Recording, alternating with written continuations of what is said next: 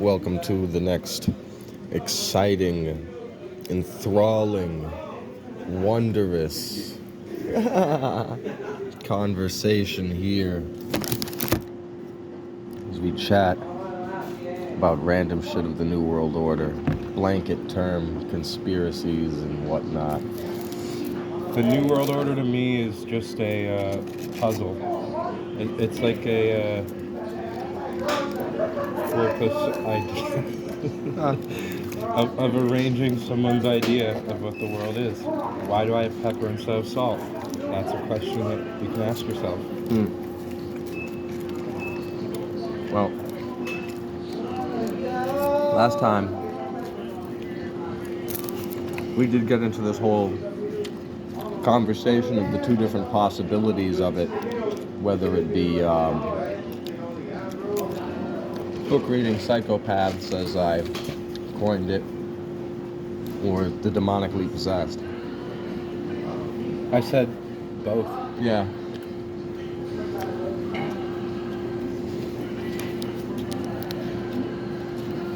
So then the question is, all right, so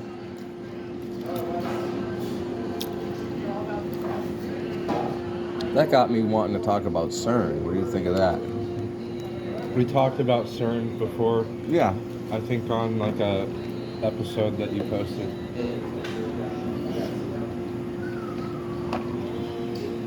Well, the idea of CERN is that they're accelerating particles in the Super Hadron Collider, and people think that it's some form of a portal of a sorcery to open a new universe or something. I think that's ridiculous. But they do have monuments or some kind of statue. I think it is like a Hindu statue. It's Shiva doing the dance of destruction. I just think that's kind of on its nose ridiculous in the sense of like they could have funding to do that literally as a joke or to like make people think, oh, this is something really interesting, so like it gets people's attention. Cool, you just think it's a giant money laundering operation, like I think a lot of the stuff that they tell politicians, oh, we need $1 billion to build this giant machine. It really only takes $100 million, and they just pocket the rest while we got this, There's various forms of money laundering and subverting the actual purpose of the national budget into different things that people can steal it. Like, for example, when Trump got into office, there was $500 billion isn't it a budget bunch to AI. Isn't there a bunch of, that's an interesting thing too, the Big Beautiful Bill AI section that was talking about 10 years with no AI stuff. Everybody flipped out about that, and it was gone. It was deleted from the bill within something like 2 weeks. Like, it was a pretty quick turnaround of how quickly he turned around on getting rid of the AI stuff in the bill. Yeah. Getting rid of the AI? Yeah, the AI stuff in the Big Beautiful Bill was removed after like 2 weeks. Like, it was. Oh, I thought that he had just when he was in, it was going to be got in. I thought it was like part of his package of getting in. No, it was going to be a. That's how he made it seem. It was going to be a 10-year moratorium on new laws against AI. Look, so hold on. Whenever Trump announces something, and he says, "Oh, we're going to be doing this," I look at this like this is the president who's saying this. Okay. Yeah. If the promise doesn't follow through, that's crazy. So like if he says $500 billion are invested in AI when he gets into office, you know how many people hear that and think that is actually what happened? If it doesn't happen later on, it's weird. No, because we all flipped out and said, no, we don't want this AI shit. It was really stupid. And people would embezzle that money. I don't think government-wise, $500 billion isn't a lot. I mean, to invest in AI. $500 billion? You don't think that's a lot? How much have we sent to Ukraine? $180 billion? I don't know, but something like that. It's ridiculous. Anyway, the fact that it would be $500 billion, there are people who would say, oh, for national security purposes, we're taking this money and we're putting it into this, and then they have proxies of how they're gonna. For national security purposes, it's a lie. The AI, like I said, any AI should be on isolated chips, not connected to the internet. It shouldn't be. They're dude. In my video game, my Gamers Theory 101 video, where I stand on AI, because Ubisoft decided to come out and say, oh, we're gonna make this new game AI based. So they're like, all right, we're gonna take AI and we're gonna have your NPC companion characters be AI basically. So they're gonna have, ChatGPT level capability. Like you're gonna talk to them, have full conversations. They're gonna be smarter than a normal NPC or whatever. Like, no, bro, I don't think we should be unless it's a unless it's. I mean, to a certain extent, all right. I was like, we've always had NPCs in video games, right? Yeah. So, like, we've always had a kind of AI. Where it comes in,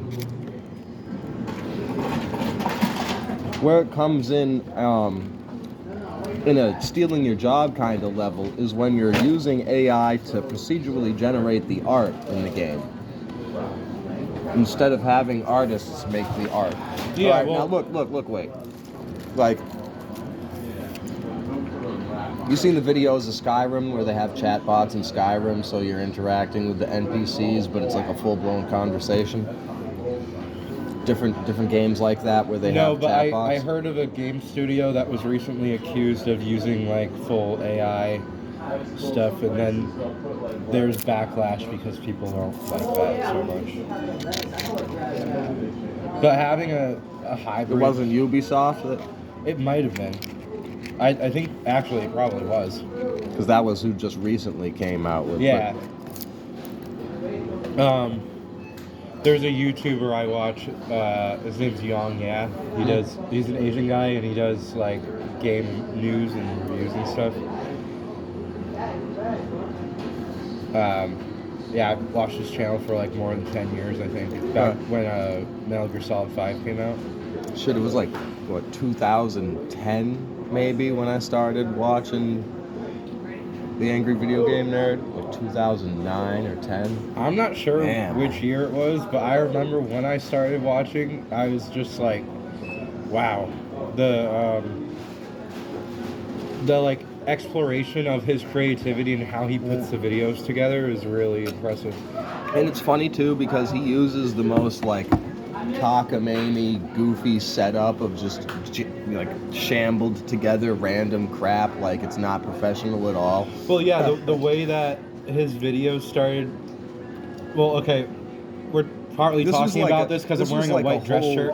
Yeah. So this was like a whole controversy with his channel back in the day, like years ago. I remember where there was like a tour of his setup. Yeah. And everybody was like, "Oh my God, you've got to, do something about this catastrophe of your setup that you're working with. That's why your videos are so inefficient to make." There's also like a Comic-Con or a Games-Con or whatever, like a what's it called? An event where they showcase a bunch of gaming stuff, and they had a recreation of the Nerd Room. Ah, that's crazy. Yeah, it was pretty cool.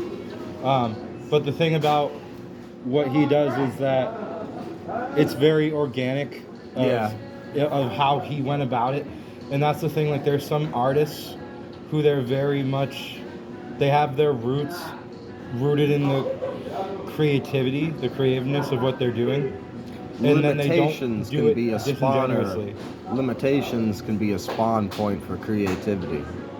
Is one thing I've heard. Like, yeah, well, if you don't think about the limitations, but like if you're pushing it to like, let's say he had to record on VHS tapes. Yeah, he did. So then, if he can overlook that and be like, okay, well, this is a hardware limitation or some kind of environmental factor that changes, like, would it change my passion for what I'm doing, or do I just continue that and then find a way? But I was watching a video, he was in college, right? But they had like pranks that they were doing, and that was before he started doing the nerd videos. Yeah. And apparently it was kind of immature humor, and like he got in trouble for it or whatever. Immature humor. What, like being drunk and crapping all over a guy in a Bugs Bunny outfit? that was after. Yeah, I know. I'm just saying, like, you know. But he actually was drinking Rolling Rock, and he used his passion, and he was drinking alcohol because he was kind of depressed, and then he found a way to make that work as a creative thing. Well, anyway, I'm just saying that, like, fundamentally, we've always had in video games kind of an AI there in the enemy NPCs and your companion characters. Like, now, what I'm getting at is that throwing a generic chat bot into, like, Skyrim, when you're walking around and talking to random NPC characters, if you just replace their dialogue with random chatbots, then you're gonna have generic random chatbot conversations with them. It's cool. You need the lore and context of the game that the creators already built, set up, and then the extra value added on top. And that's the filter that the AIs look through, is that creation. So you still need the writers and everybody. Yeah. You know? That's the kind of thing that I'm saying, like, all right. Here's my idea. It's cool if you have a chatbot for it where you're looking at the text. What's better than that is if you have AI voice models for those NPCs that are consistent of their quality, which AI is at the point where they can do that. Well, they have that. They talk. Like, that's part of the... Yeah, no, it's not just all text in Skyrim. So the other thing is generating... If you can generate a world where there is a... Well, okay, if AI were to write a storyline for a generated world and also have NPCs, where it's like completely randomized, but you can kind of guide rail it. That's the thing, is that nobody wants generated AI slop. If you're using the AI to give more depth to something that already has its own context, then that's fine. Something that's not slop. Skyrim is already 300,000 hours long. It's already deep and huge and filled with content, right? You add AI, that's just more complexity to it. We're talking about 3 companion characters in a first-person shooter just being, you know, smart enough to get the hell out of the way and not blown up with one of their own grenades or stuck in a doorway or whatever, you know? My love for what that would be is if there was a game like something like Metal Gear Solid 2, but that would have it would lend an ability to the person who wants to play that game to create their own storyline for it. Yeah. But maybe not even like a full stealth game, but using that same engine. And if you could write in different characters and whatever, but like guide rails of what that is to make a game with a storyline and to generate an environment. That kind of stuff is, I think once video games would get to that kind of point where you could just make a recreation of something, it wouldn't happen publicly because it would be like copyright infringement.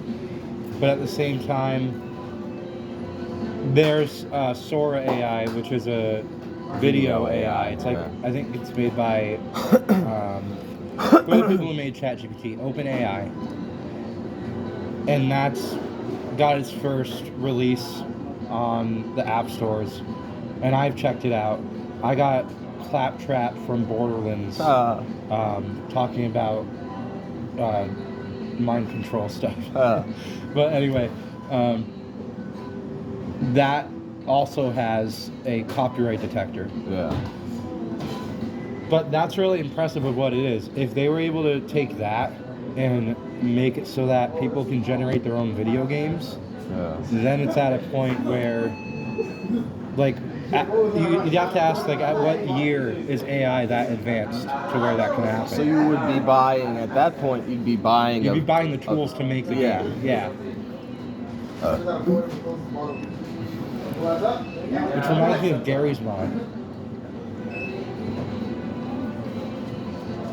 Yeah, I don't think it's like Gary's mod, though.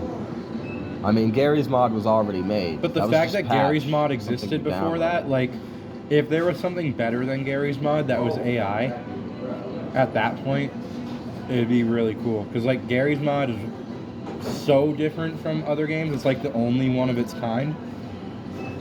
And that takes the source engine, like, the source code of the Valve games. Well,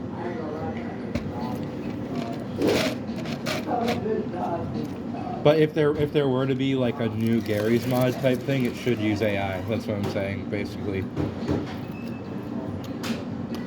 I just think video games need something revolutionary like that, to where it's like better than a video game. I just don't think story-wise. I mean, you still need a Hideo Kojima at the end of the day, is what I think. Yeah. Well, part of the problem... I don't think you're gonna be, if you have some generic cookie-cutter video game making AI that you know, and it becomes like buying graphics cards. It's like, oh, you made that game on the GTX 5090, not the GTX 9090. That's why the graphics are kind of garbage. You know what I mean? It'll turn into that kind of a thing. And whatever you, like, you're not gonna, you give an idiot one of those, they're gonna make an idiot game. They're not gonna turn out a Metal Gear Solid 5. Yeah. part of the problem with garbage video in, games, garbage out. There's an era around Metal Gear Solid 5. There was, like, before Metal Gear Solid 5, there was Splinter Cell Blacklist, there was Splinter Cell Conviction. I played that one. Those were really good co-op games. Yeah. There was Army of Two, which is another really good co-op game. Resident Evil 5. And so that Army of that Two was considered garbage at its time. I don't remember ever Resident hearing. Evil 5? No, Army of Two. Nobody ever said anything positive about the freaking demo Army was of fun. Two. I only played the demo, but it was a lot of. It was like interesting. It's the way only the gameplay fun. Was. The thing with a co-op game for me, a big definer of a co-op game for me, is it has to be able to stand on its own 2 feet, or its own 1 foot, really. Like, GoldenEye is a great example. Great game to play co-op, or the split screen mode, I mean. Oh, they had co-op in that? No. I know they had split think screen. maybe the PS2 version was 2-player. But it was 4-player split screen on Xbox. Regardless, you know, or Left 4 Dead, another example. Both examples, though. I just remember 007 Tomorrow Never Dies on PlayStation 1. Like, Left 4 Dead campaign stands up better than Army of Two, I think. I wouldn't play Army of Two by myself, is what I'm saying. Like, yeah. Like, Grand Theft Auto San Andreas, for instance, is technically a 2-player co-op game. It's one of the, and nobody even thinks about that. You see, now that's really passing the test. That Grand Theft Auto San Andreas is a 2-player co-op game, and how often is that mentioned? With the jetpack and stuff, yeah. Well, what I'm saying is the game is so awesome that it outshines, like, Left 4 Dead relies on its co-opness. Mm-hmm. That game's boring by yourself. All the hype comes from playing it with friends, right? It's the opposite of San Andreas. Like, San Andreas is already that awesome, and then you get a friend involved, and that's what the classic thing has always been for the longest time, is when your friends come over, what's the game y'all pick to mess around in? GTA. But that's GTA, and it's very much its own genre of stuff. Like, there's also Crackdown, which was a lot of fun. I think Crackdown was better in some ways. I played Crackdown, and at least the original ones were bare bones as hell. Boring by yourself. When I played Crackdown 1, it was awesome. Like, just the demo. Like, yeah, you got the big wide open city, you're jumping around, collecting the orbs, you're transforming the vehicles into... They had skills, and they had, like, the really fast cop cars, like the super cop cars. Those were really good. And the co-op mechanic of it was really good. I like the fact there were like all sorts of games and stuff. Los Muertos or something like that. Yeah. And then there's Crackdown 3, which I think is still on Game Pass. That's the one with Terry Crews, right? Yeah. With Terry Crews? Yeah, power! The black guy, Terry Crews. He dies in like the first 30 seconds of the game. He's in the cutscene. I don't know. Yeah, he's into they're like their spaceship thing heading towards the... It much, but I checked it out. He's the black guy who dies in the beginning. I don't think there's like a human being cutscene in that. Yeah, I swear to God, in the very beginning of the new Crackdown, Terry Crews is like the commander there in the ship as they're heading towards the zone of criminality or whatever it is. So anyway, my idea of like the current state of gaming right now, it's not exactly what it should be. Because first of all, multiplayer, when I think of like big multiplayer games, there's some free-to-play games which have pay-to-play functions. I don't really delve into those much. There's Call of Duty, which is now very much under heavy scrutiny of like what that is, like Black Ops 7. What it is even. Huh. Well, Black Ops 7 has all sorts of closed rooms or whatever it is, like the angles of like when you walk into a room, it doesn't have doors the way that it should. So I think it's just more doorways.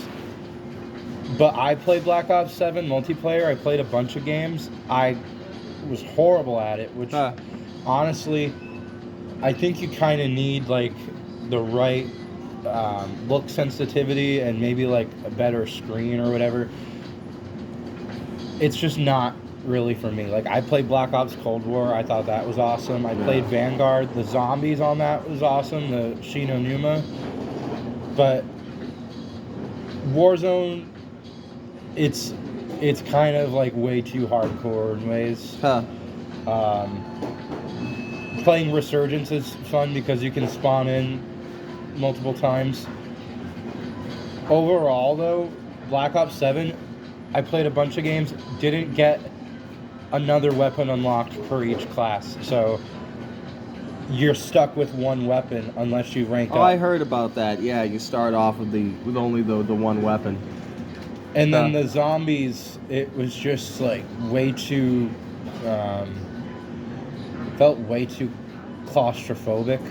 Of like, you don't know where you're gonna run to when there's a huge horde chasing you. But I did play like maybe 2 matches. You don't remember the original Call of Duty World at War on the PlayStation 2, do you? I think I played the PlayStation 2 version briefly. Man, dude, you don't know. I didn't like it as much as 360. Bro. But I used to play it on PC. Just the 360 version is just a remaster of that, a port of it. But that was like the final year that the PlayStation 2, before they had the 360 come out. Yeah. That was like the final big game, the final breath of World War II that we got in gaming. And it was thankfully like one of the best Call of Duty World War II games. And that was the first time you beat the campaign to that game and went back to the loading screen and the option to play zombies popped up for the first time. Like, you didn't even know it existed. And a lot of people probably, because, you know, it's not that often that I run into people that know about that. So I'm willing to bet a lot of people beat Call of Duty World at War, and then they frickin', you know, they didn't bother to stick around till getting back to the main menu to see that the zombies was unlocked. Kind of reminds me of Metal Gear Solid 2, where they introduced Raiden as the second character. But that's the kind of thing that I love about that idea of like what games should be. Is like there should be a surprise at the end of the game where it's like you get a bigger game than what you thought it was. Dude, freaking, I was so incredibly disappointed. I was looking on like forums and stuff. Freaking Fallout New Vegas tells you if you keep the hardcore survival mode where you gotta eat and drink and sleep or you'll die stuff, It tells you if you keep that on throughout the whole game, you'll get a special surprise at the end. And I did, finally, for the first time, right? Was it nothing? It was literally just an achievement. I was like, what the hell? And I didn't even like notice it. So I'm sitting there going, what the hell's going on? I end up looking it up. I'm like, oh, it's that achievement that I ignored when I freaking got it. I was expecting like, I don't know, New Game Plus basically is what I was expecting. So the thing about Call of Duty, I played Call of Duty 4 on PC a long time ago. And I did the multiplayer hack to get like all the classes, like level 55 and all that stuff.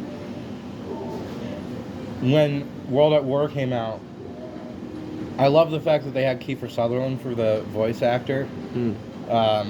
And that was like around the time that the show 24 was on. So people who were fans of that, who play Call of Duty, would notice it and think that's cool.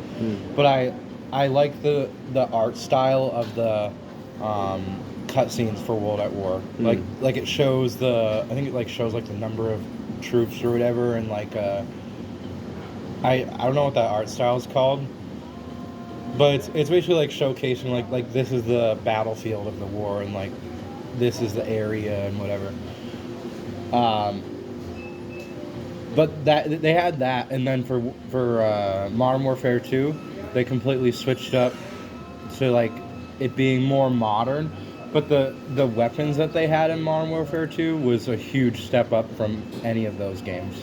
Well, naturally, I mean, you know. But I mean, of any video game at all, the quality of, like, both the quality of the graphics and the feel of the combat was the best it was. I mean, we had, you get your SDG 44 and your PH 51. That's World War II, right? Yeah. It's not like you didn't have machine guns, but you know what's funny is that, like, none of the optics for the STG 44 were ever utilized. None of the features. Oh, the aiming on that is horrible. No. Well, except for zombies. STG 44 was like the Barbie gun. That was the gun that you wanted to get if you were freaking, you were picking up. No, the PPSH I think was my favorite. Basically, what happened was the Russians loved the STG 44 and the MP40 and would steal it at any opportunity if they found one, and the Germans loved the PPH. I like the MP40 and Black Ops 1 zombies, the Kino der Toten. Imagine that. You guys just sitting there like gawking at each other's guns, be like, I'm still gonna steal your gun when you die. I'm still gonna steal your gun when you die. You know what? I probably didn't like the STG because getting cornered in zombies with that, like if you're trying to get another gun, I probably just didn't like it. Well, I just mean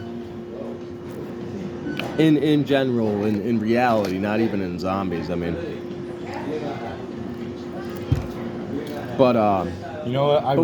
What I was talking about is that they never, like, they had freaking the Vampire Night Vision scope for the STG 44, and that was never used in any game. They had the Wonder Weapon, Wonder Weapon, tungsten frickin' armor penetrating bullets, the Luger with the drum magazine and the stock. How come we never get any of these guns? You just reminded me, in the Vietnam War, they used to dip their bullets in crap. Yeah, it's so crazy. The Japanese were the ones who started that. Oh, really? Yeah, the making wooden bullets and then dipping them in shit. That's horrible. Wow. Okay, so there's two games I wanted to mention because this is like... How's that for flinging shit at each other? When I looked at like the best ideas I had for video games, I know like my taste in music is the best, my taste in video games is the best, but honestly, looking at this is like the fact that games didn't evolve past this is ridiculous. Past what? Point gun at dude and shoot? No, ready? There's a game called America's Army, which was on Xbox 360. It had the same engine as Ghost Recon 2. at least to Ghost Recon 2. Frostbite. I have no idea. I think it was. I don't know if it was Unreal Engine. I don't know. But the style of playing that, if it were also meshed with something like SOCOM, which was on PSP, PS2, it would have been definitively the best of its genre. Like, there's no game nowadays that's like that. But also, Battlefield where 2. you can pick out like your formation of how your squad follows you and gives them all and kinds different of classes orders. and like ways where it's actually fun to have a class and to like do like a long range. And I was disappointed battle. with frickin' World War II. Like, I mean, besides the frickin' having to download 100 gigabytes worth of BS in order to get it to frickin' run. It's literally the graphics quality of these games is part of their failure. Because when something... Look, if a game had like Xbox 360 Ghost Recon quality graphics, that's pretty much good enough. Even if... Crisis on 360. Oh, yeah. I mean, like, when you get to like... Yeah, Crisis on 360... Metro Last Light was beautiful. Yeah. Right? So, yeah, you create that level of graphics, those are damn good enough. And then when you're on next gen consoles, you have a whole bunch of room to work with to create mechanics and features. I mean, it's ridiculous. Grand Theft Auto 6 should be 2-player. You should have a character creator. You need working out. You need the respect meter, gang wars. Why don't we have hydraulics? Why don't we have nitrous? Why don't we have the cop missions anymore, GTA? Why don't we have good cheat codes? Why don't we have of gang wars? Why don't we have Forza's paint job customization system where you stretch the little shapes around in order to make different paint jobs, huh? The best kind of, I mean, better than GTA, better than any GTA, was Gary's mod, Gang Wars RP, which is people would have like armor that they can upgrade, like you have to craft it with blueprints, so you have to like gather resources, and then you can get weapon blueprints and upgrade your like submachine gun or whatever. The one that I played, you could add like a freeze ability on the bullet so that you can also add like a fire ability at the same time. But it was so much fun. I played that, and then the server shut down. I'm going to say the best gang warfare game experience is Multi-Theft Auto San Andreas Online. It was fan-made, fan-run servers of Grand Theft Auto San Andreas Online with a 2,000 player limit, a 2,000 player cap. Wow. And so there were no NPCs on the map. All the construction worker guys were legit players doing a job, going to a job. The cops were real players, the oil workers, National Guard dudes, firefighters, EMTs, Sounds gang like members. Gary's mod roleplay server isn't a lot. So you had to literally like get the oil out of the oil refineries. You had truck drivers who drive it over to the gas station. You'd buy the gas and put it in your car. The miner guy would be mining metal and make engine parts that you'd use to upgrade your car's engine and go faster and faster kind of thing. But, and you had like different scenarios and different maps. Like one of them was being invaded by a zombie apocalypse, and one of them had like, you know, a big tsunami that would flood the map. And so anybody could create a gang. And when you got to a certain number of gang, you got a certain number of members, you got access to different resources. So like the players who would play as police got to use the police station as a base. That's like Gary's mod too, like all of that you just described. In San Andreas, though. Yeah. And so then, like, the people who were in charge of the gang got access to a whole different menu to build stuff. So you would actually all the houses in San Andreas were programmed in, so basically that's how you would keep track of like which servers you would play in, because you would know, you would have it listed. So basically all the houses in San Andreas could be bought, and so that's how you would. And then like you would buy patches of land, so like, you know how there's a lot of desert land out there, like you buy a patch of land and actually build a base on it. And so different gangs had different bases. But that was never incorporated into San Andreas itself. It was a mod, this is right? like a fan-made.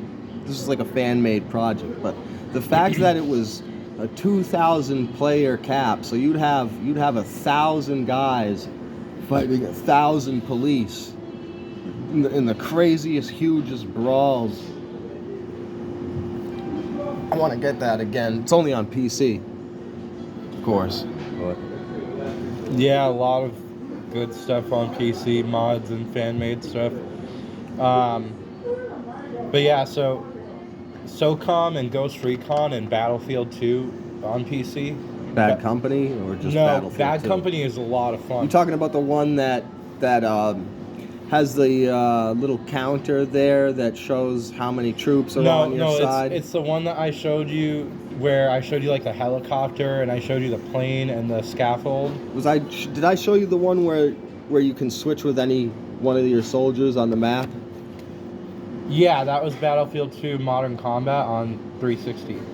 Or no, I had on the PS2. Just on Xbox, yeah. But I loved 2142, which I told you about that one. Oh yeah, everybody hated that. Why'd you like it? No, The campaign was good? 2142. What I'm talking about is not. See, okay, they have like these weird releases of Battlefield games. Battlefield 2, they released it, and they released a different version, like an entirely different game on Xbox than on PC. Then they had 2142, and they released some weird other one recently, like the past 10 years, that's completely different too. And so they have, and EA Sports is just like weird like that. But 2142 PC, I think it's 2142.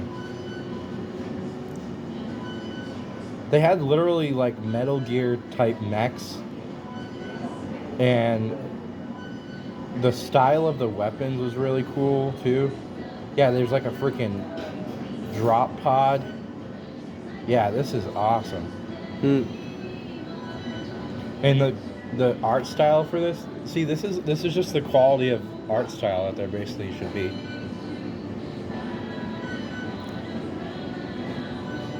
Yeah, this looks like the PS2 one. It's just PC. I'm talking about the Modern Combat one with the switching between characters. It looks a lot better, I think.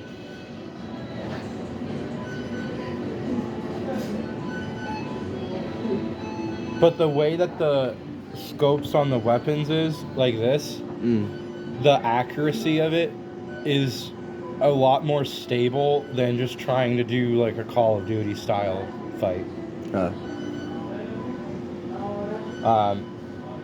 It's one of those games where like the sniper, like there's different feels of different snipers in different games, and Call of Duty kind of, it depends on which Call of Duty you play for. I feel like when the snipers none of the are maps going on. in Call of Duty, especially the new ones that you see, are big enough to actually use a sniper rifle. Well, the way that the map is created, if there's not a lot of like elevation or like places where you would call it a good sniping spot definitively, then it's not. It's funny. Really made for that so much. It's funny to me that you can have a game with snipers being a class in it, and the community of that game will use a term like camping all the time. Like, what do you think a sniper does? Did you not watch the Chris Kyle movie? Yeah, what's that called? You've not seen Shooter?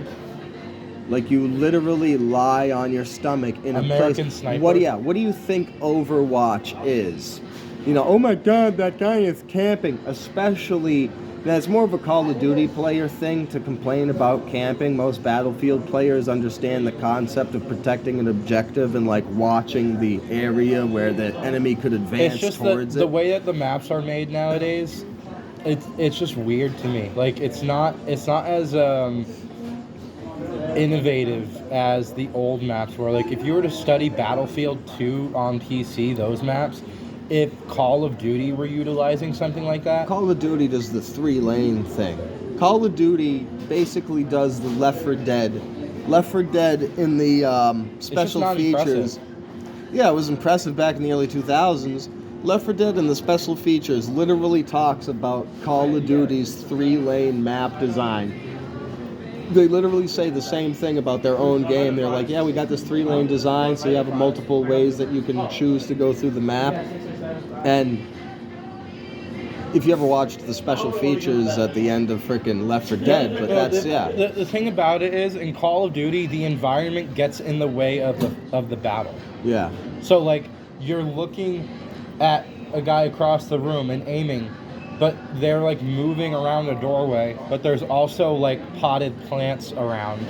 And they're not destructible. yeah, and there's, like, something, like, as tall as a table in the way, obstructing the view a little bit.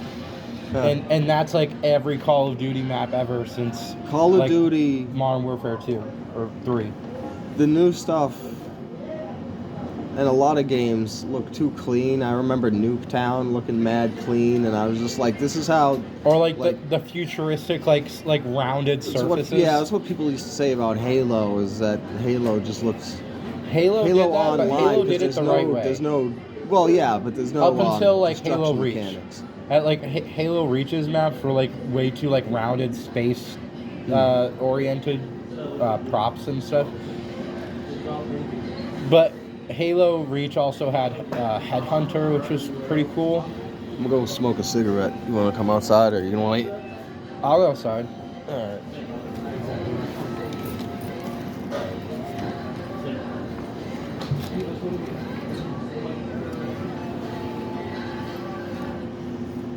But yeah, the problem is, like, they really don't take heed of these older games, and then the result is it's just they're gonna keep meshing game ideas together like the same rehashes. Because they don't remember they already did it. Well, it's like if I were designing a game, it would be better than what they're doing. Like I just see it. Right.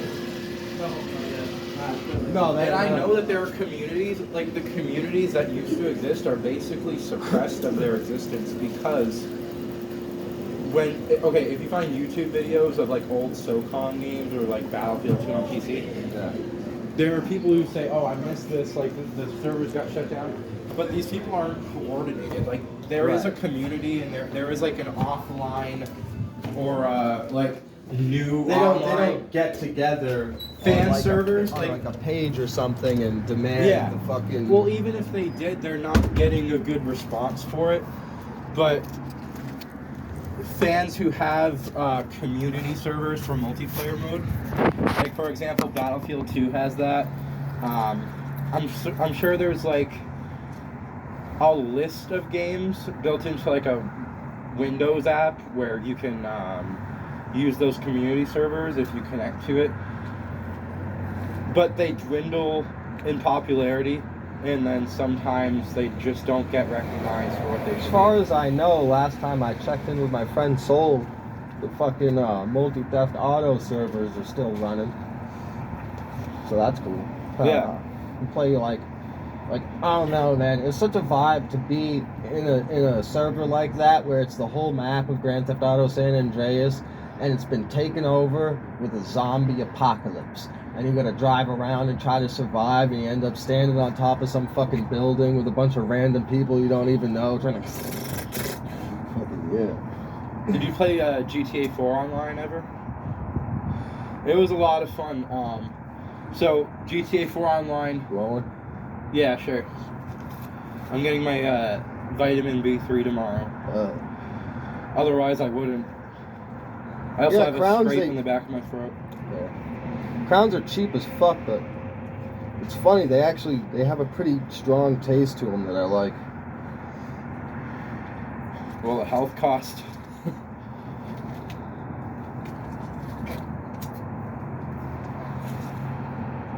Don't smoke, kids, or anyone. Don't vape. You know what I used to say when I was a kid to adults? I would say, why would you stick something in your mouth, light one end on fire, and then breathe it in? It used to be that simple to me logically as a kid.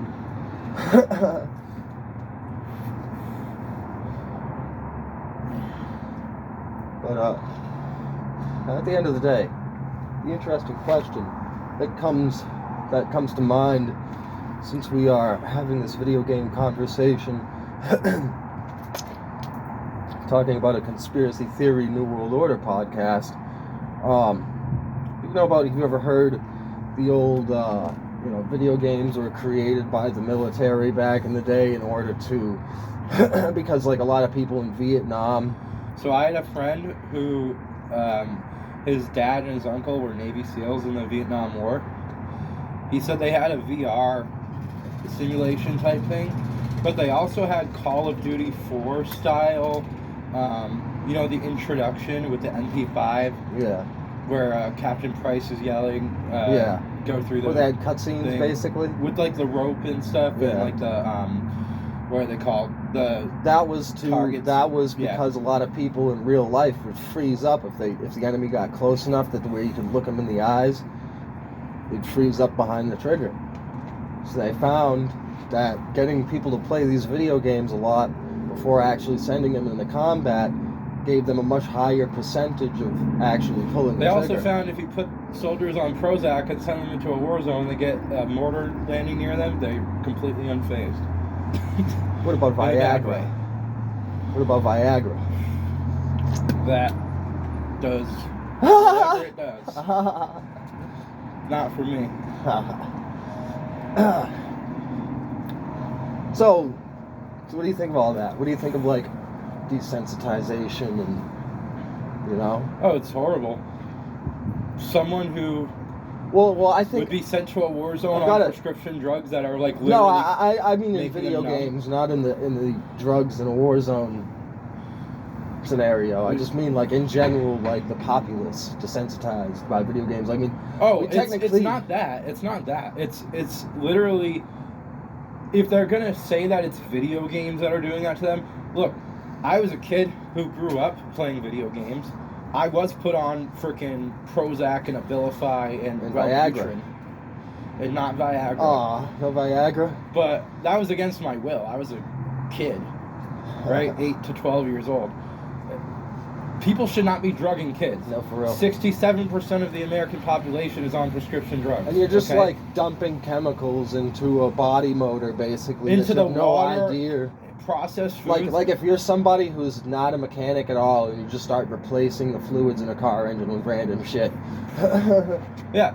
But you know what? Like, when you think about it, like, you love someone, you love the person that you see walking down the street or wherever you are. You live with someone.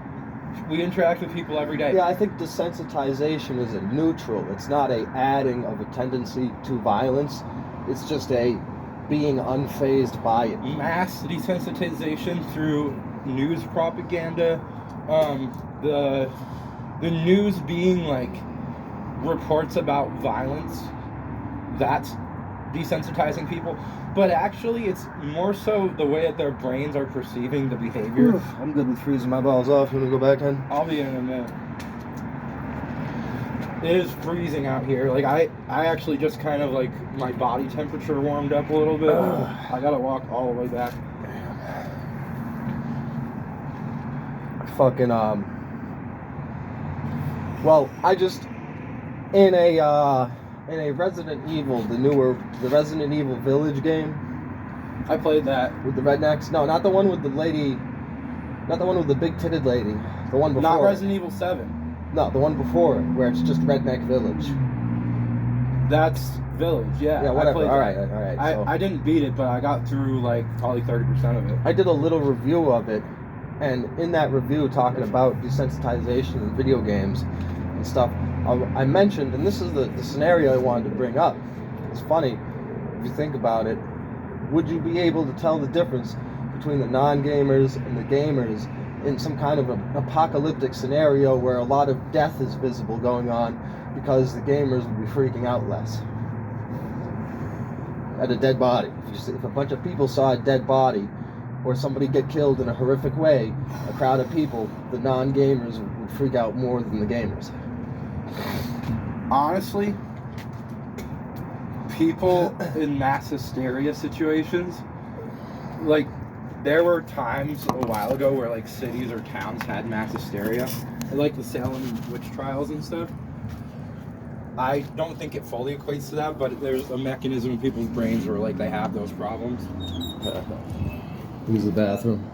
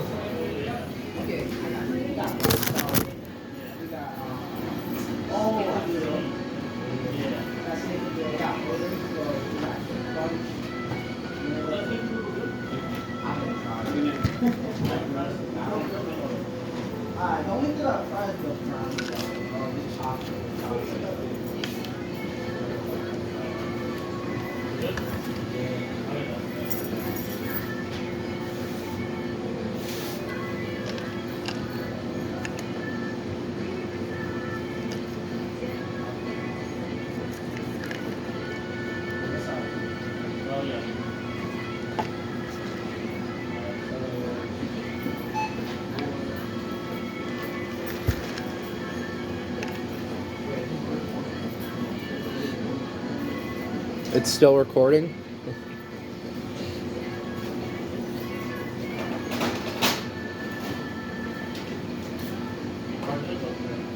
So yeah, I like Resident Evil 4, Leon Kennedy. I just thought that was really a good game with its storyline, you know, linear campaign, as were most games back then. Very interesting. I think Resident Evil 5 could have had better co-op in a way that was like that. But I think there were more environmental changes of the gameplay in Resident Evil 5, much more than 4. But I think they could have done things in a way where the puzzles in 5 would feel less tedious. But they did remasters of the old games, like 1 and 2 and 3. And I don't think they redid Resident Evil 0. They might have. But the point is, those remasters aren't really just remasters. They're full-on new games. So I think they kind of, I don't want to say they abused the term remaster, but it was kind of confusing looking at that in a way. But I played, I think 2 and 3 remastered, and they were good, but it felt very much like the items, the resourcefulness of these items, like in those new games, kind of made me not want to play it as much. Because if you're looking for ammo for something and you spend 15 minutes trying to navigate to the next area just because of the map design, it's not as fun.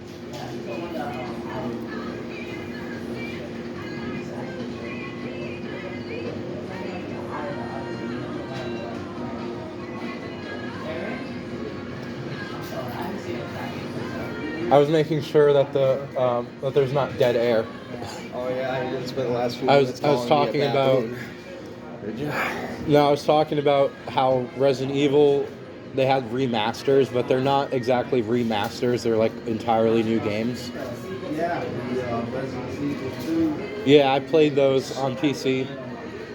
Played it on the PS4 Pro, it was beautiful. I just felt like some of it, the map design and the way that there's scarcity of the items. That game originally had the wonky Yakuza camera where it would be like in the corner of the ceiling and you'd have to walk towards it and then it would shift to another spot. They call it tank controls. Tank controls, yeah. It originally had that, didn't it?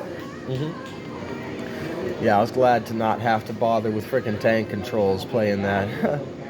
I don't know, I got really into one of the Yakuza games on the PlayStation 2. Like, I actually beat it when I was a kid. I thought Yakuza was like a fighter game. Yeah, but it has those tank controls. Oh, okay. Yeah, let's see. It's tank controls, but you're walking around the city of Japan, but you can, like, pick up anything. A road sign, a vending machine, somebody's bicycle to use as a melee weapon. I thought it was kind of stupid that people were saying that Metal Gear Solid had tank controls. It really doesn't at all. It does not at all, no. But camera angle for the first three, those like the PS2 one you gave me has it. Tank controls, the concept of tank controls is really the camera angle doesn't change unless you move past a certain point. Yeah. For the Metal Gear Solid games, the camera angle is always perfect, no matter like where you. Yeah, it doesn't mean it's not. You have to switch to control. first-person views sometimes, but that's completely like that's seamlessly good of what it is. Yeah. No, but that doesn't mean it's not the same kind of camera type. You know, if you were to go bird's eye, first-person view, third-person view, what is that like? You know, is that really what it's called? Tank controls.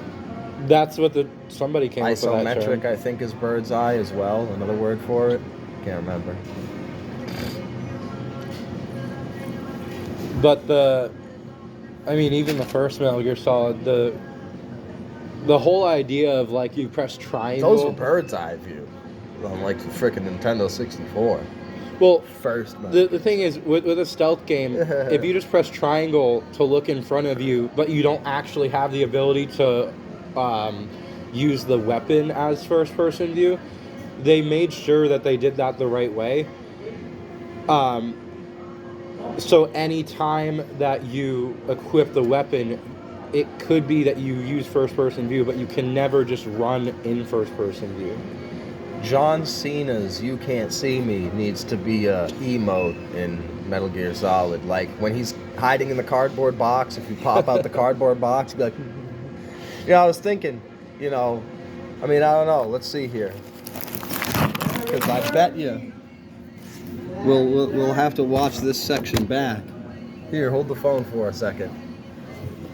Betcha could I rob a bank like this? Do you think if I was just like, you know what I mean? Like it would mess up the camera wouldn't be able to film my face if I robbed a bank like this.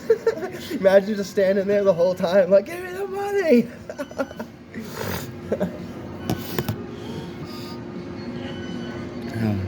I really like the camera camo index for Metal Gear Solid 3. Like if you equip a specific camo and face paint on a terrain, they can't see you as much as if you just had like a flashy uniform on. The stealth meter, as it were. Yeah, I'm sure quiet painted gold is really not sticking out. I remember buying the silver and gold multiplayer camos for. Well, they're not really camos. It's like painted armor. Yeah, no, quiet's just naked and painted. I spent like $10 for each of those, and then I bought all the DLC. Huh. But it was really awesome. I loved playing through that. I played through Metal Gear Solid 5 twice, and the second time, well, maybe even 3 times, but the second time, I think, or the third time, I did all of those missions. And there's an extreme mode. I played it like I got like halfway through the game story-wise, and the percentage, like I was like 50-60% complete, but I spent so much time FOB farming, just like redoing missions I had already done, exploring the map, looking for the diamonds and blueprints, and farming, just grabbing up everything that wasn't nailed to the ground. If it could be Fulton extracted or tipped, I took it. Well, that's how it is for Metal Gear Solid Portable Ops. When But this is how Yeah. like my first playthrough went on the 360 back in like 2019 or whatever, and frickin' then I ended up my 360 ended up dying in 2020 like one when it had a house fire, and I moved to Fitchburg for a while, and then I finally got the PS4 version of it and beat that. Man, like a lot of games, my playthroughs got interrupted because of that freaking house fire shit. I remember you also didn't your like Xbox get stolen or something recently? Yeah. The more recently one, the ex-girlfriend breaking into my room situation of the, yeah. But well, the ex-girlfriend getting arrested in my room and then the door being left open because nobody closed it. Yeah. And then frickin'. You have a PS4 right now? No.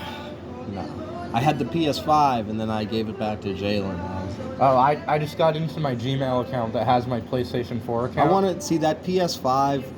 The PS5 I had was kind of choked up with dust already. Like, I guess it was somebody else's before his that he got it from Christmas. That's like, horrible to think about, like a newer console like that having that problem. And it's so funny to me when I see the memes of people calling like the PS4 old, and they have all these memes where it's like, oh, the jet engine noises, the fan and shit, and oh, look at how choked up with dust it is. And I'm like, you know, this is honestly a slight to you guys. This is slander to you guys. Why is your house so damn dusty? My PS2 is laughing at you, bro. There's something about the so you know PlayStation Plus. PlayStation 3 had PlayStation Plus games or just like exclusives where there's a certain kind of gameplay where like Xbox had its own exclusives like Gears of War and Halo. PS3 had like more obscure, lesser known games, but it had Uncharted. Yeah, Uncharted was really good. Uncharted was basically like the PS3's mascot. Like when people, I seen a meme recently. It's like the male version of Tomb Raider in a way, but Yeah, actually basically. a lot different because my favorites were first Tomb Raider 1 through 6. But Uncharted was really good. I played that. Never actually played them. From what I saw looking at them, I felt like it was gonna be The Last of Us, Indiana Jones. I thought it was gonna play like The Last of Us and be Indiana Jones. Well, it definitely reminded me of Indiana Jones in a way where I hadn't played Indiana Jones up until that point. I just mean the gunplay. I don't mean the giant set pieces. Of course, The Last of Us doesn't really have that, but well, the environment being like kind of like mountainous. Yeah. But I actually played Indiana Jones recently. Oh yeah. And it's fun. It's just this, the storyline of it. It's kind of one of those games you want to sit down and actually play the game through. My friend Tiny, bro.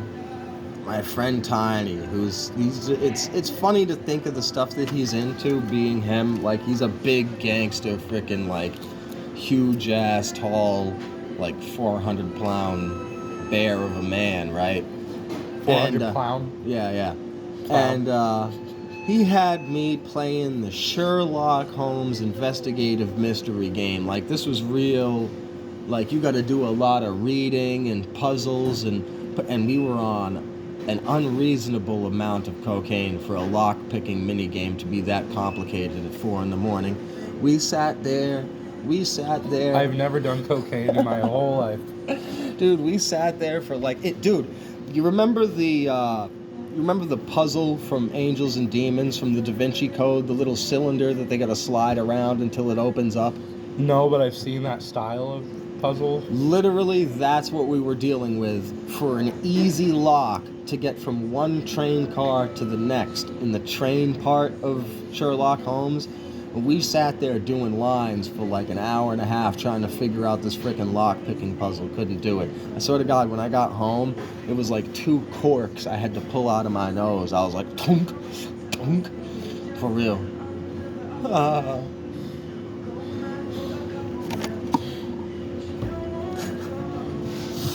I've never done hard drugs in my whole life. I don't plan on it either. The only time I've ever bought Coke for myself was like years ago, I mean, I bought and I was Coca-Cola. playing Doom 3.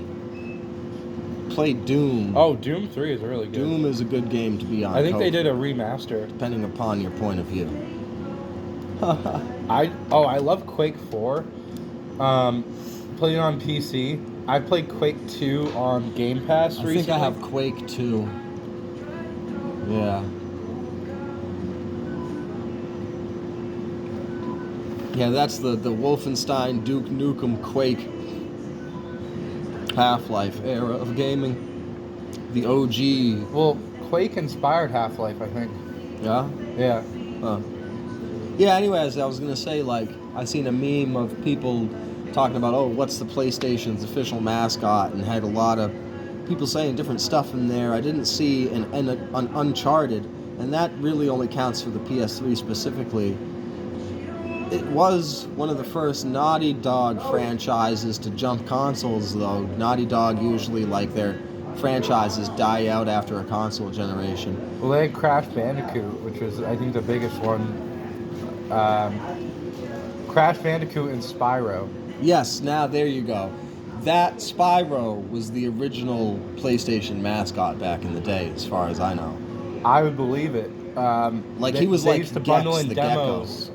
Remember Gex the Gecko? Okay, so that's IDOS software and Core Design. Yeah. And so they had What was that on with the Tomb 3DO? Raider. With Tomb Raider, there was Soul Reaver or Legacy of Kain is what it's called, and Gex the Gecko, and Fighting Force, and Tomb Raider. So Like, what would- when I you would open the say- booklet, you'd see these other games. I would say like Jack and Dexter and Ratchet and Clank were like yeah. the PS2 mascots. Ratchet and Clank was Naughty Dog, I think, too. Yeah. And maybe Jack. Yeah. But I think remember Jack playing and Jack Dexter was 2. also Naughty Dog, yeah. I played Jack 2 and Jack 3. Jack 3 was the one where they had all those like cities, and they just the had big they had better wasteland. weapons than the metalheads. But it was like enclave cities, basically techno cities out in the desert, in their big desert wasteland. You had those satellite robots that would crash. Dude, those were so hard to fight. Like, I literally had like a foster cousin or whatever beat a bunch of those boss fights for me. I was like, what the hell, dude? And it frustrated me so much because I had been through the previous games and played them for years, so I was like, I am a master of Jack and Dexter. I was like, I am a god. I shall not be disrespected like this. And that game said, puny god. I loved Ratchet and Clank Deadlocked. Never actually played any of the Ratchet and Clank So games. that was like one of the last ones on PlayStation 2, but it was really high quality. I think I remember the cover art. I might have had it on PSP and just never messed with it. The design of the weapons was like very science fiction, or I don't even want to call it science fiction, but it was just like interesting of what it is. Remember Rayman? I was going to talk about Rayman. Yeah. Rayman 1. On the Game Boy. No. Son. All day. Rayman on PlayStation 1. Okay. If you haven't played Rayman on PlayStation 1, if you did a YouTube series of Let's Play Rayman, dude, it would be so entertaining. Oh my god, for so you much and whoever watched rust. that. So much rust I'd have to shake off to even play some Rayman. Have you even seen it? What on the? I mean, it's burned into my brain. I played like thousands of hours. Not the of Game it, Boy. yeah, back in the day. No, Well, dude. no, my next door neighbor had it for the PS2. No, I'm talking about PlayStation 1. Yeah, no. If you had it for PS2, it was Rayman 3 Hoodlum Havoc. Oh, That's not the same as the first one. Rayman 1 is something... I think it was the first game I ever played. I was 3 years old. Okay, I'm gonna throw a wild one at you. I'm throwing a good one at you. Do you remember Kid Icarus? I've heard of it, never played it. That was a good game on Game Boy. This is Rayman 1. Yeah. And the soundtrack for it is what made me want to make music. The soundtrack for Rayman 1 and Metal Gear Solid. Yeah, Metal Gear Solid has some really unnecessary... Dude, I'll be doing the most mundane things in the menus and the little, like, the little missions that you send guys out on, and you watch the little battle that happens, and it'll have the most unnecessarily hard music playing while you're doing the most mundane shit. I'm just like, you know, sitting there like, wow. Rayman 1 soundtrack is so good. I actually, I was really young, and I was at like the end of Rayman, right? But I went to bed because I couldn't finish the final boss yet, and I had a dream, and it was a premonition of the final cutscene of Rayman, and I woke up like I had this premonition. I went downstairs, beat the game, and it was the same cutscene as I had in the dream. You had a dream, and I played The Suffering Ties That Bind and didn't go to sleep for a week. Oh, The Suffering? Remember The Suffering? Yeah. Yeah, now that was... That was a weird game. Little known fact, if you ever watched the movie Grandma's Boy, The Suffering is the game that he's playing, that he's making. Watch the scenes. They only show it for a little bit in that movie, but if you watch the scenes where you transform into the monster in The Suffering, that's the game that they show in Grandma's Boy. If you haven't played it yet... I'm the only one I've ever heard point that out. Like... I haven't played a lot of The Suffering. Like, I think we played 1 or 2 nights just like towards the beginning of it. That was one of the first games my grandfather, who did not give a shit what ratings meant, bought for me when I was like 9 years old on the PS2. Did you ever play The Matrix? Dude, that opening cutscenes in the jail, and Yeah. I'm just like... Did you ever play The Matrix? No, I never played The Matrix. What, the PS2 one? Yeah. Where it's got like the movie cover? Enter the Matrix. Okay, they made an entire movie of Enter the Matrix specifically for that game.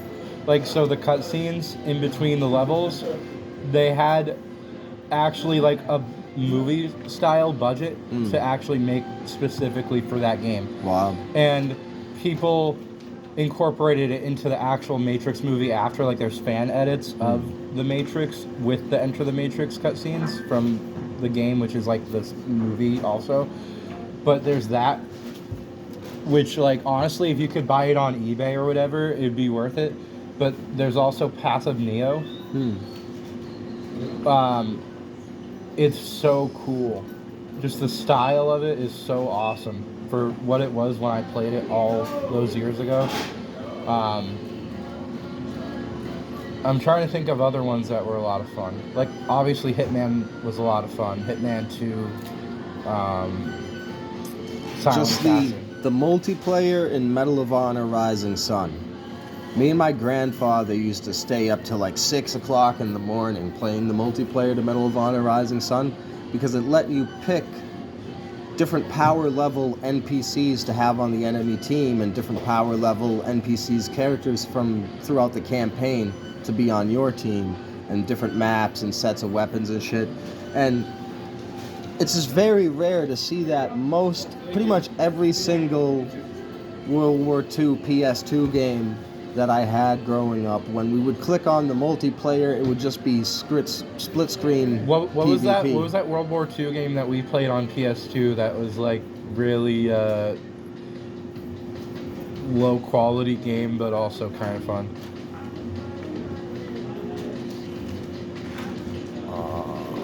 What, it was a 2-player? Yeah. Played the 2-player? Yeah, split screen on it.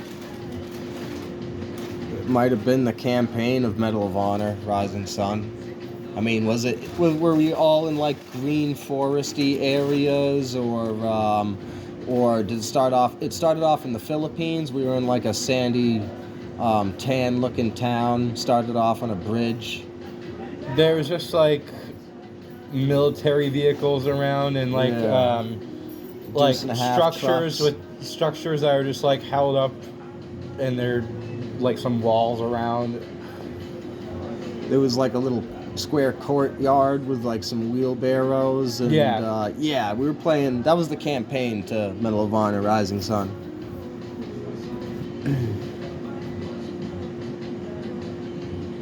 Which is another thing. Split screen co-op wasn't that common. Like Medal of Honor European Assault was one of the best freaking World War II PS2 games. Do you ever play Counter-Strike? Counter-Strike, nah. Never Counter-Strike got into was a huge game. I mean, it came out around Half-Life. it. That was the online. Well, there was original Counter-Strike, and then Counter-Strike Source was the one with the better graphic quality, and then Counter-Strike Global Offensive became, I think, the most played multiplayer game on PC in the entire world. Which to this day, it has a huge player base. They had some kind of update, which they changed the name of it, I think, to like Counter-Strike 2. And they made updates. Oh, so on Steam, there's a marketplace for like selling different weapon skins and stuff and trading cards. Overnight, the Valve developers changed something in Counter-Strike 2 or Counter-Strike Global Offensive to where people lost money overnight. It was like millions upon millions of dollars. It was really bad. Did you ever check out Destiny? No, that was one of those games where, you know, that I remember watching the Angry Joe review of it, and you know, that's just one of those grinding for numbers. It's online too. I'm more of a single player, single campaign. The combat style I thought was awesome. Like I didn't play a lot of it. I didn't have really any interest in that or frickin' like I remember Angry Joe's review of what the hell was it called? That everybody, not everybody, but some people love it. And, the one where you're in like New York during a plague.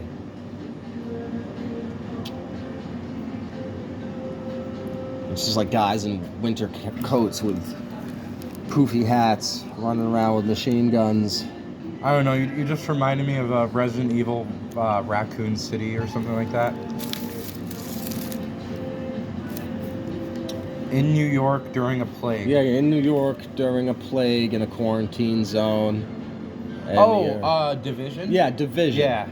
That was another game that, you know, I watched Angry Joe's review of it, and he's sitting there. Yeah, but I unlocked another poofy hat. Oh, I unlocked a jacket with a blue jacket with a white stripe. I didn't care about that so much. I was thinking, like, I was playing it in 2015. I'm like, okay, this game. Both of those games were. My idea of playing The Division is like, look, this is a really awesome third-person shooter that's not like Splinter Cell, but it is in the way that like I wanted Splinter Cell to be. It's the fact that they didn't have a split-screen co-op, which was annoying to me. Yeah. And then the combat kind of got redundant. That was the thing that was the buzz about both of those games, was that they were repetitive. Yeah. In a way where I had just finished, I think, Deus Ex Mankind Divided, which had a similar kind of feel of that third-person navigation. But The Division's really an open-world sort of game, but it has a map, and there's, like, main quests. And they wanted it to be, like, you're traveling through, like, a tented area, and then there's a city. It didn't feel as much like a city as much as it felt like there's so much going on with the HUD. Yeah. Of like different indicators of things, of like go here on the map and do like whatever, or there's like a random combat. Depending upon how much the interior of random buildings are programmed in is what makes it feel like a city to me. If you have a New York City, now New York City is just a grid pattern. Samey as hell. It's just a grid pattern. Big hashtag.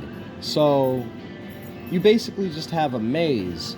You basically just have streets in a grid pattern, a maze. You know what I'm saying? Like, there's no verticality of going through an office building and then maybe a piece of rubble or a section fell over. Well, there is. The Last of Us style, crossing from building to building. There kind of is, but in a way that if you're out on the street, like, looking around to find the next area, when you're doing that, it feels a bit different than when you're inside a zone where there's a lot of like enemies.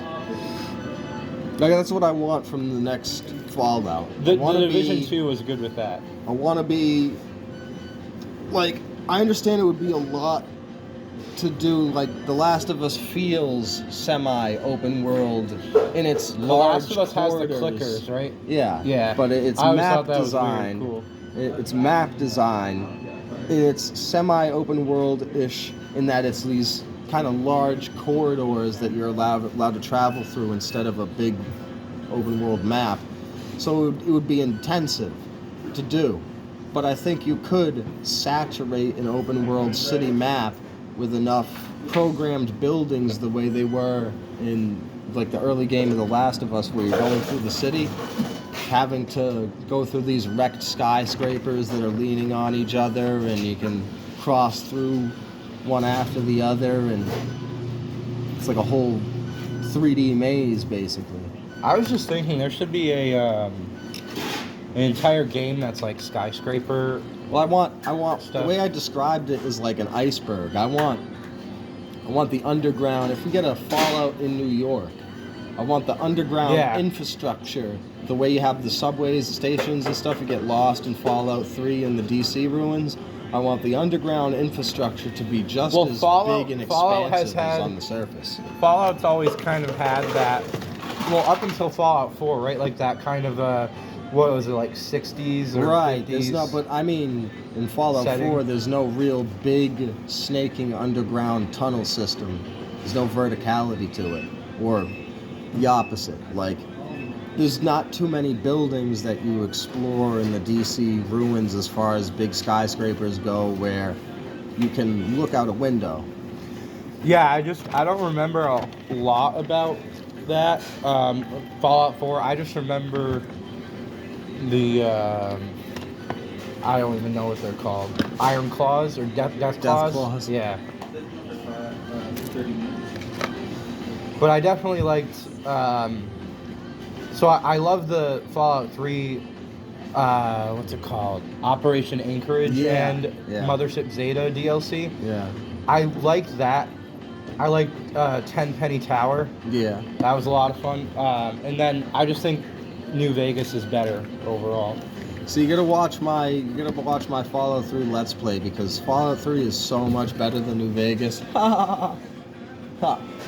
Like I said before, on PC, the quality of the graphics or the textures is just like it's the same. It's basically the same. The hardware. In Fallout I think 3 and New Vegas, you're gonna compare graphics and textures. Come on. No, the way the hardware uses the software of like how it's processing it. I think it's like anti-aliasing or something that may have caused the problem. But if you have like specific kinds of hardware, they might compensate in other areas where there's not enough of that. Fallout 4 has got the old Leisure Suit Larry glitch. Its frickin' gameplay mechanics are tied to the frame rate your computer is capable of. So it was made for the computers of the time. So when you put it in a newer computer that runs faster, it literally plays the whole game in fast forward mode. Like walking is sprinting, and sprinting is the Doom Marine on coke. All right, I'll be back in like a few minutes. I'll go smoke. Keep the air on.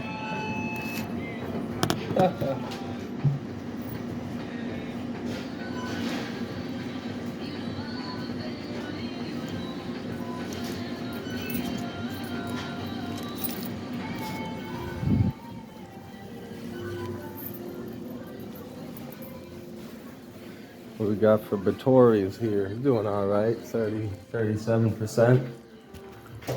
I didn't charge my phone before I came out today. Another lovely day over in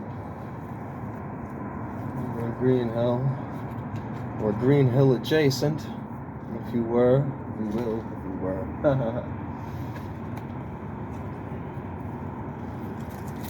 Say, old Dean. Right here, Governor. Oh, chap. Jolly good fun, eh, what?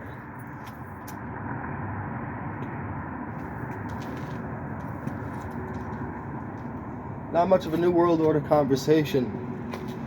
Not much of a New World Order conversation, conspiracy theory conversation, other than the brief mentioning of the origin of video games, huh?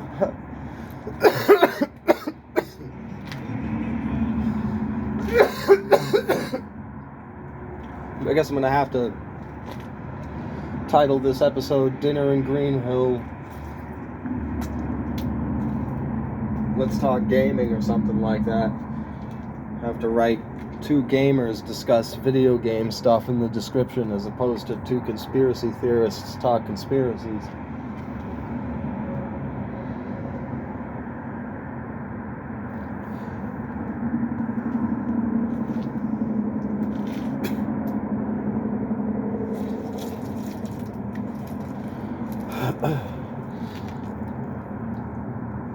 This good old Yahtzee Croshaw with zero punctuation.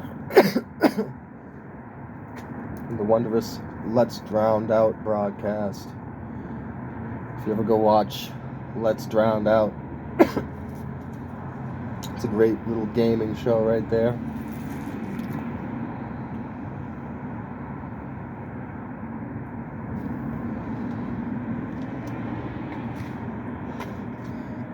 If you're ever in the mood for some relaxing content to kind of pass out to at the end of the day, Let's Drowned Out will have you hooked. I remember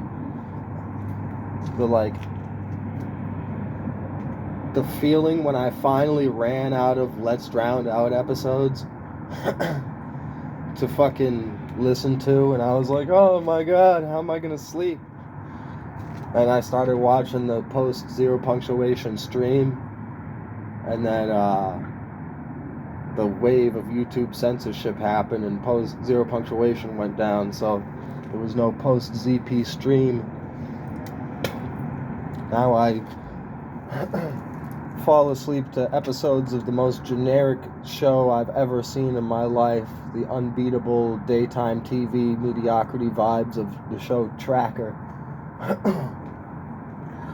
Or the similar to my childhood watching Ghost Hunters on TV vibes of the Paranormal Files. Those are fun.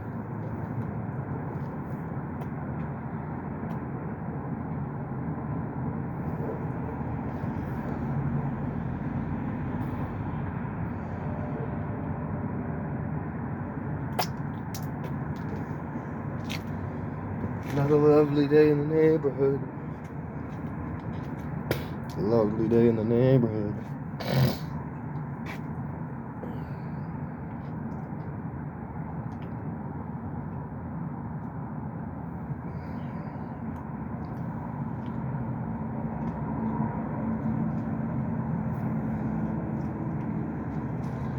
Green Hill Radio, New World Order News. Finally reaching 806 members now.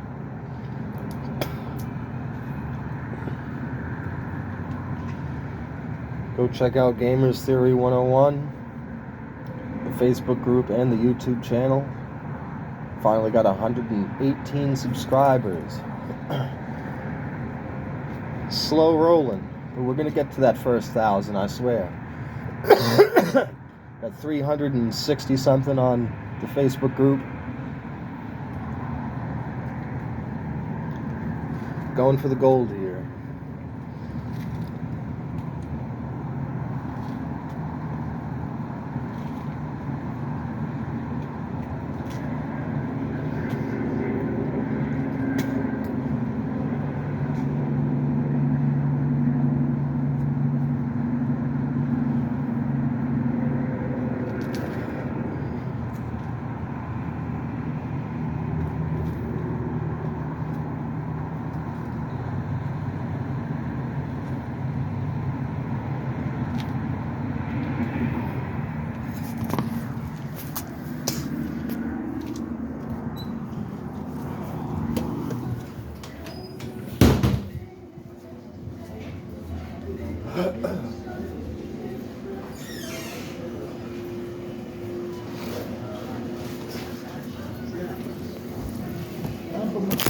Damn, it's cold out there.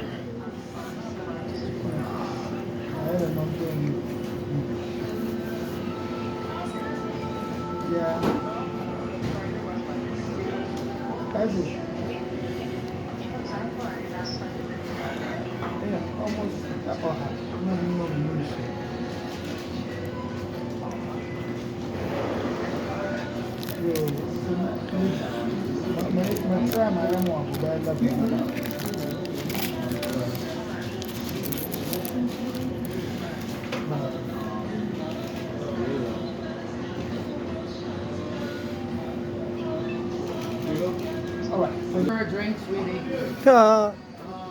Jeez, would you fall in? No.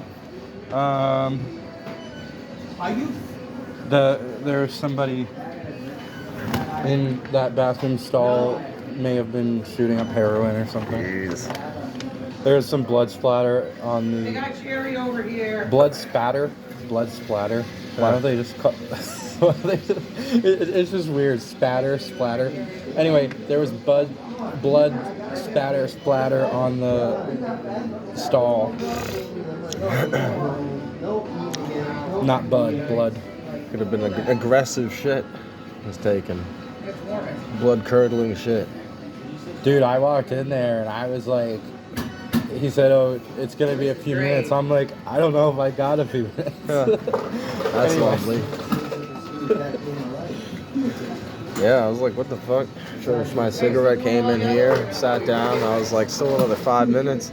Some people smoke crack at McDonald's. Dude, the smoking crack in bathrooms, I don't understand. It's the weirdest thing. It's ridiculous. So annoying.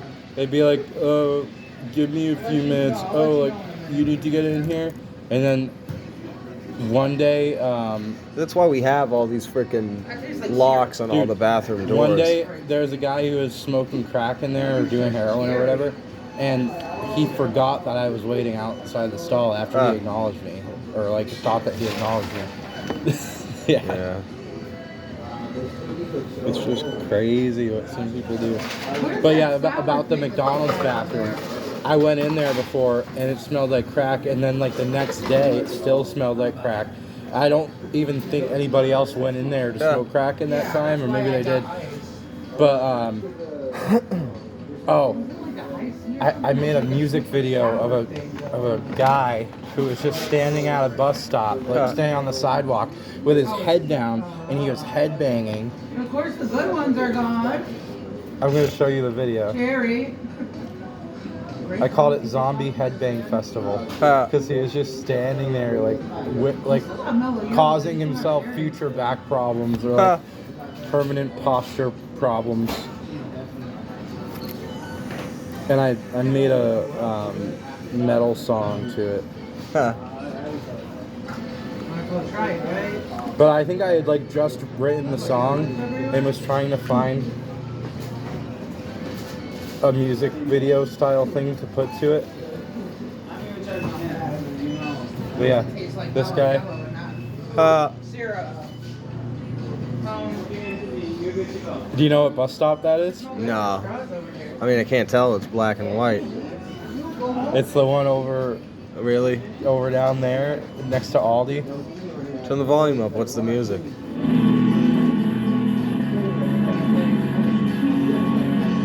Jeez.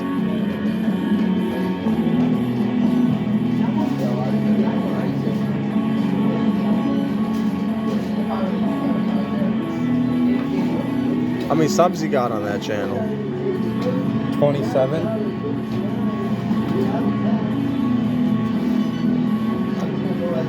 I'm gonna have to find it and post it next time I send it to me. Dude, I'm gonna post it next time I share music. Like, have you ever seen like Slipknot headbanging? Yeah. Like the way that he's dressed with this effect, it reminds me of Slipknot. Yeah. In the jumpsuits.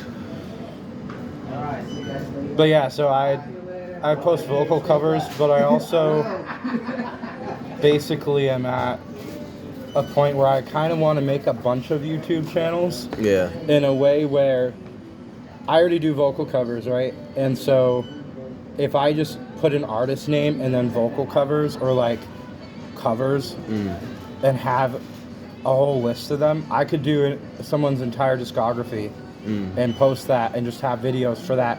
Eventually, if it gets a lot of subscribers on one of the channels, I don't know. I could always like put the credits of the channels that post it in a way where like YouTube has a collaboration thing now where like you can click on the channel name and it shows a list.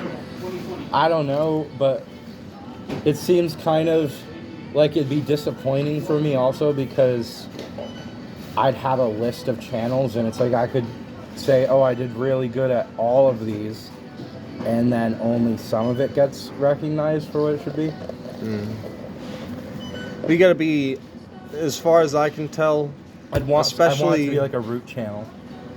As far as I can tell, especially with my recent Fallout Let's Play videos, like, it's very rare that I get over 100 views on one of my long form videos. You know, I get like 1,000 views on every short, but I rarely get more than 100 views on like these long form videos of 3 hours, 4 hours long of Fallout 3. Well, here's the other thing. So you just gotta have clips.